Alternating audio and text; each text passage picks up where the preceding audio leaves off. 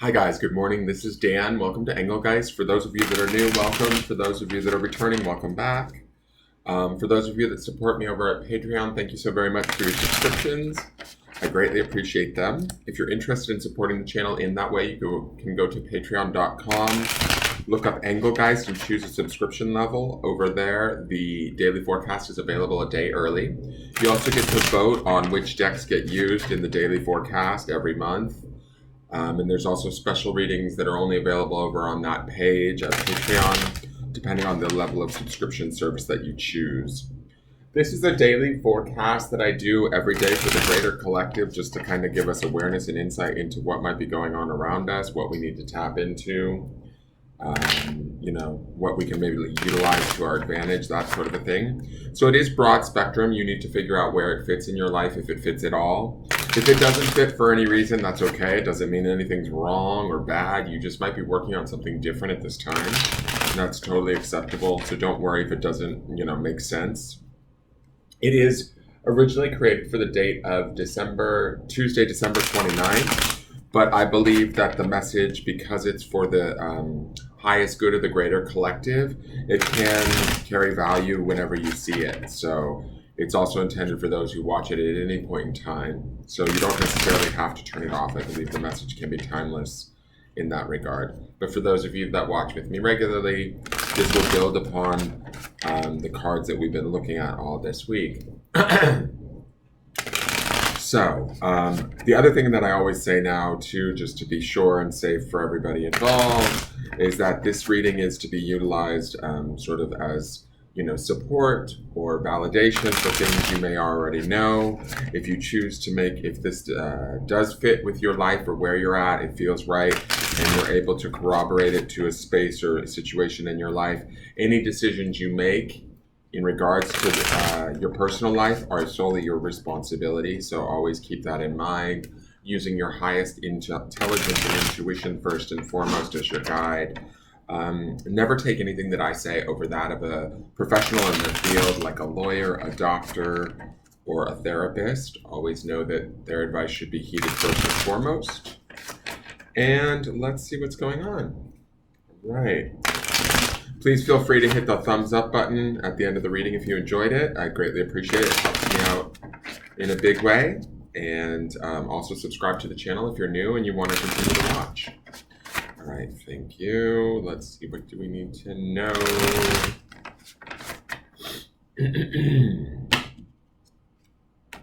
Okay, so we have the Queen of Pentacles. This is an interesting drawing for her. This deck is so sort of strange to me. It makes me feel a little high. The Queen of Pentacles is like the quintessential Earth Mother Goddess, right? She's Pentacles energy, which is Earth energy, right? So she's grounded, she's stable, but she's the Queen. So to me, Queens, in tarot, Queens sort of represent the suit of cups, right? The emotions. So there's a nice blend of the two complementary energies of emotional and material worlds coming together in the Queen. And she always sort of represents the presentation of that. She's the Earth Mother, Giver, Goddess. I love how she's holding this rabbit here. To me, that's a symbol of fertility or abundance. She's, in my personal opinion, the Queen of Pentacles is sort of like the Empress light, right? Empress rules the planet of Venus, sometimes associated with the sign of Taurus. She's also about like nature, abundance, and fertility, creation, that sort of thing. The Queen of Pentacles is about that, but she tends to be more in the realm of maybe say money, career, business opportunities, things like that. I would attribute her more to that than say the Empress. But when I look at her today, let me see. I kind of feel like there's some hope on her face. Like there's a glimmer of possibly turning a corner for us. Maybe starting to realize that the work that we've put in or the things that we've done, we're maybe starting to see the actual physical rewards of that work. We've been looking at this, Ten of Swords card that keeps challenging us over the last, say, week or two, last 10 days maybe. And to me, I feel like this Queen of Pentacles, she feels like a nice balance to that, in the sense that she's grounded, she's emotionally connected to herself, and she's aware of what's going on emotionally, but she's letting practicality and sort of um, uh, what's the word I'm looking for? Well, practicality is a good word. Like, she's being practical about what's going on in her world. She's not being overrun by her emotions or overrun by her mind or her thoughts. She's out there trying to make things happen, trying to take steps towards material gain or opportunities of that, right? Let me see here. It's so weird that purple to me, it almost feels like this art makes me feel sort of like even the rabbit kind of looks. Let me just look at this for a minute. The rabbit even looks a little sickly to me. I hate to say it, guys, because the Queen of Pentacles is not a bad card. She can represent the divine feminine, and to me, I just feel like this queen looks a little bit like she's got a crack habit or something. I don't know. I hate to say it because I think it's beautiful art, but it makes me feel weird. Like, I don't know if anybody else is getting this. Thank God this month is ending. Let me see here. I feel like that rabbit is something that we hold dear to ourselves, right? And I would say, because this is the Queen of Pentacles, that it is something that we really, really want really badly in our material world, something that we've been maybe working towards. Maybe we've been struggling with our work towards it through that Ten of Swords card that we've been seeing. Like, maybe it's a 2 steps forward, 1 step back scenario. We see something, we want it in our world, we want to create it, but we're not sure how, and we've been struggling with that leading up to now. The Queen of Pentacles to me feels like there's hope in her face. She's carrying that rabbit, right, which represent ideally fertility, new ideas, new beginnings in a material sense. So, like, for some of you, this could be a new relationship or a new job or, a new opportunity that you want to create. I could certainly attribute some of this to my own personal life, but we hold this rabbit, whatever this rabbit is for each and every one of us, very dearly, right? We hold it and covet it close to our chest. We want to bring it to a state of abundance or possibility, right? And we're sort of working towards that. The queen will stay grounded and practical in her attempts to do that, and will be successful, I think. But I don't know why, but this card makes me feel like there's maybe some fear, some worry. I feel like the hope overrides the fear and worry, but it's sort of like this art style makes me feel like, we haven't maybe felt like things are very assured leading up to now. But I do feel like with this Queen of Pentacles, we're ready to step forward. It's almost like she's stepping forward with this rabbit going, okay, I'm ready. Let's make this happen. Right? Even if I don't necessarily know how, or does that make sense, guys? I hope you understand what I'm trying to say. If she doesn't necessarily know how, she's going to kind of not give it her best try, but she's going to navigate it, and she's going to be smart about it. The Queen of Pentacles is savvy. She's a provider. She knows how to get what she needs, even if she doesn't know the steps to get there. And that's sort of the hope that I see on her face. The desire to sort of bring forth whatever this rabbit represents. Like, this rabbit to me represents something of deep importance to those of us.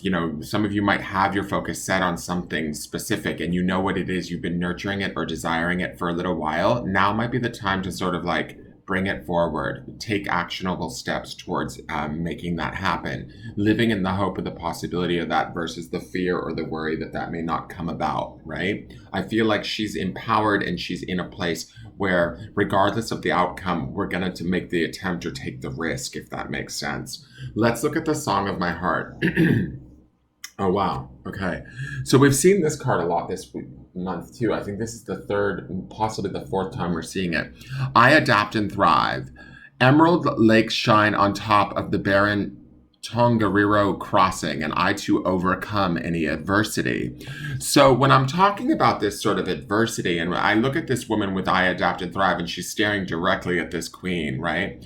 To me, she feels very grounded, and we're talking about in her body and the shape of her body, there's these liquid pools that are sort of in between this barren hillside, right? That sparkle. There's these moments, or these like sort of spaces of beauty within us, spaces of inspiration, right? That would represent as the water, right?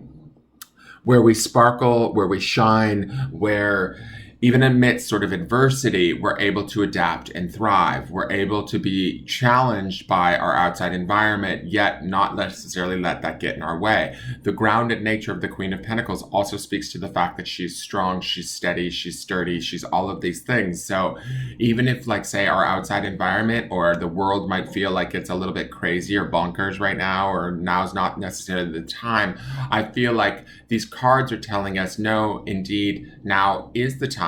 Even if we're not, again, I'm not here to make decisions for anybody, but even if we're not ready to take like physical action on this, I feel like this Queen of Pentacles is saying at least she's holding the rabbit, right? She's at least, the idea is in front of her. It's close to her heart. It's close to her chest. She wants to make this happen. I Adapt and Thrive says that we can. And remember, I just looked at the stone, the grounding stone for this week. That grounding stone is that idea of hope, which I see on this queen's face. So if there's some of you out there that want something, and when I say something, you'll know what it is. Like, that's the feeling that I'm getting as I'm speaking right now, is that you guys know what it is that I'm talking about. Each one of you, it's going to be something different, but you want it, you desire it, you fear maybe not successfully creating it or obtaining it or achieving it, but you have to adapt and thrive. You have to trust yourself. You have to remain in that hope, the hope that we see on this Queen of Pentacles face. And also, like yesterday, we saw that my intuition guides me. There is this part of, when we mix this water and earth of this Queen of Pentacles, they blend nicely together and they can act as a guide. Our emotional sort of self is kind of how the spirit can communicate to us through, our emotions, our intuition, that sort of thing. Allow that guidance to carry you through during this time, and know that in the moments you will adapt, you will thrive, even if you feel like it's maybe not coming together, or because we have, I know this sounds crazy, but we have this sort of barren hillside that we're talking about in this card, yet there is nourishment in these pools, right? Which again would represent to me the emotions, right? Our barometer of who we really are, how we truly feel, and where that sort of arises, where we utilize that and apply that. And the Queen of Pentacles would be a practical application of that in a very grounded sort of way that could move us forward in a very beautiful way.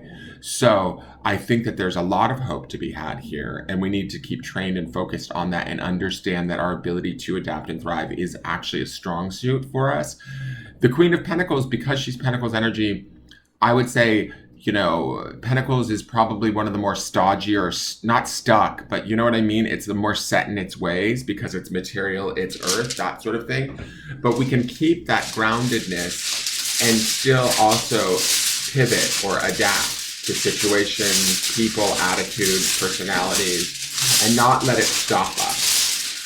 Really, to be honest, actually, now that I'm just saying that, I feel like the Ten of Swords that we've been seeing is the only thing that stops us, really, is our own selves. So these cards might be just saying to us, it's time to get out of our own way, in a way, and start adapting and thriving. Now, the grounding stone for the day is desire. So what is it that we desire? What is our rabbit? Is kind of the question I want to ask. What is it that we've been maybe putting on the back burner due to, say, the state of the world, or that now's not the right time, or we don't have the resources, we can't get it.